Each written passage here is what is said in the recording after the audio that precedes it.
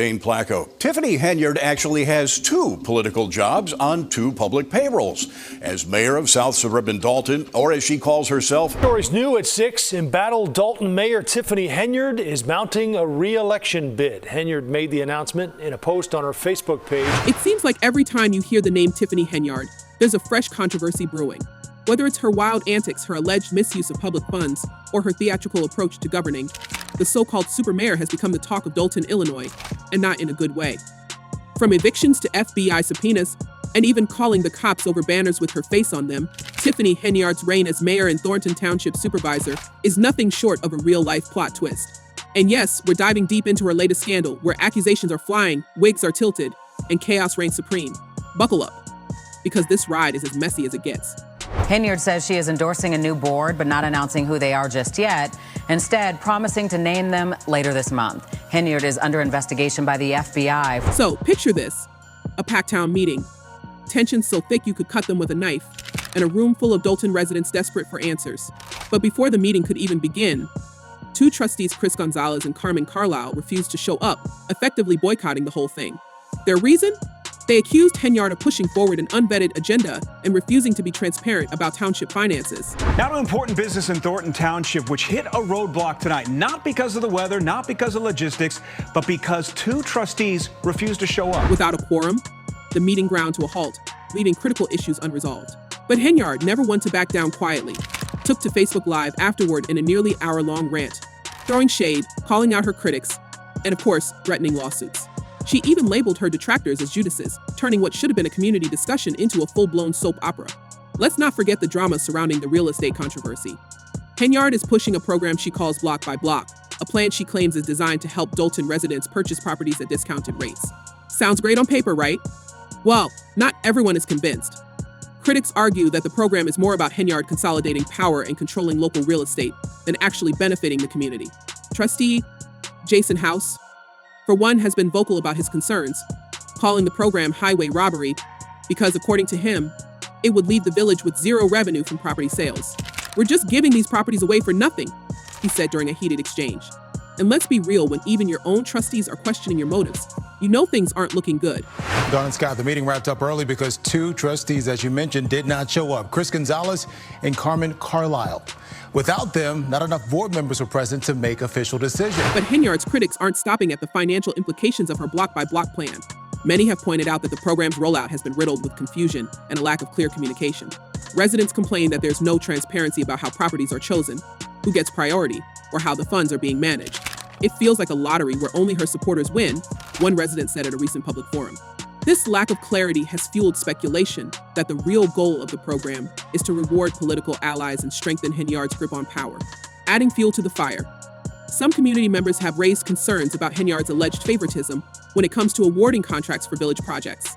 A local business owner, who wished to remain anonymous, claimed that their bid for a village contract was ignored in favor of a company with no ties to Dolton but apparent connections to Henyard's political circle. "It's all about who she knows, not what the community needs," the business owner lamented. These allegations have only deepened distrust among residents, many of whom feel left out of key decisions that affect their daily lives. It looks like a misspending of tax funds. I think that's the biggest concern. The controversy surrounding these contracts also ties back to Henyard's wider spending habits. Critics argue that her administration prioritizes flashy initiatives and personal perks over meaningful investments in the community. For example, residents have pointed out that while Henyard spent millions on a skating rink that only opens for her events, basic services like street repairs and public safety are being neglected. "We don't need more parties or skating rinks. We need a mayor who cares about fixing our roads and keeping the lights on," said longtime resident Antoinette Johnson. Even Henyard's supporters seem to be growing weary of her antics. While she still maintains a loyal base who view her as a trailblazer, some have quietly expressed concerns about the mounting scandals. One former campaign volunteer admitted, "I believed in her vision at first, but now it's hard to ignore the headlines. Every week there's something new." This growing divide within her own base could spell trouble for her re-election campaign, as more voters start to question whether Henyard's leadership is truly benefiting Dolton or just her own ambitions. Very disturbing to hear these things or to kind of see some of the receipts that appear to be connected to it. And I think the taxpayers really deserve better than that. But Henyard's response? Pure deflection. She insists that her plan is for the people, claiming that it will allow residents to own homes instead of outside investors snatching them up. In a dramatic monologue during the meeting, she said, "This is for the residents of Dolton. It's about giving them a chance, not giving our properties to land banks or corporations. Yet her critics remain unconvinced, accusing her of using the program as a smokescreen to funnel properties to her allies. The room was so divided that one Dolton resident described the atmosphere as babysitting grown adults. Yikes. And if you think that's bad, let's talk about the banners. Yes, banners. Over the summer, Henyard had flashy welcome banners featuring her face complete with the title Super Mayor installed across Dolton. But when workers began removing them due to non-payment from the village, Henyard went nuclear. She called the police, demanding that charges be filed against the workers and even the village administrator. We're using public funds for something that taxpayer dollars shouldn't be used for. Press charges on him. And they just in the middle of it, but if I gotta press charges on them. 2, because they are taking government property down, she told officers in a shocking body cam video. And I didn't give that order.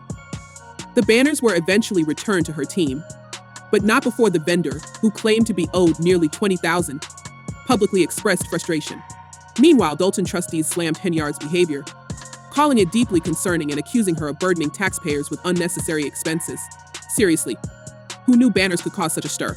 And speaking of unnecessary expenses, let's not forget Henyard's spending habits. Former Chicago Mayor Lori Lightfoot, who was hired to investigate Dolton's finances, revealed that the village went from having a surplus of over $5 million just 2 years ago to being nearly $4 million in the hole today.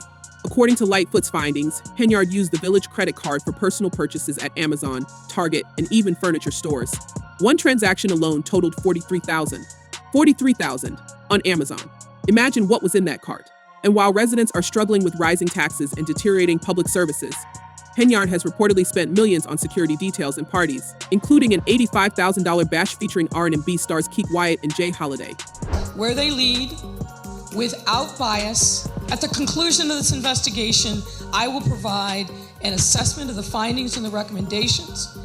But perhaps the most jaw-dropping revelation is Henyard's alleged refusal to pay rent. Yes, the mayor, who makes nearly $300,000 a year between her roles in Dolton and Thornton Township, is facing eviction from her rented home. Her landlord, Janetta Hull, claims Henyard and her boyfriend stopped paying rent in August after refusing to accept a $200 increase. Hull also alleges that the couple changed the locks to keep her out and ignored court proceedings. For a household that makes over $350,000 a year, I am asking for pennies, Hull said. She added, as a mayor, you would think they would uphold positive citizen standards. You don't see that with these people. Henyard and her boyfriend have denied the allegations, but the case is still making its way through court. And if you think Henyard's troubles end there, think again. The FBI has issued subpoenas for Dolton and Thornton Township, along with Henyard's political committee and associates, as part of an ongoing investigation into her alleged misuse of taxpayer funds. While no charges have been filed yet, the cloud of suspicion looms large over her administration. And let's not forget the backlash from her own trustees, who have accused her of forging checks, withholding financial records, and appointing unqualified individuals to key positions.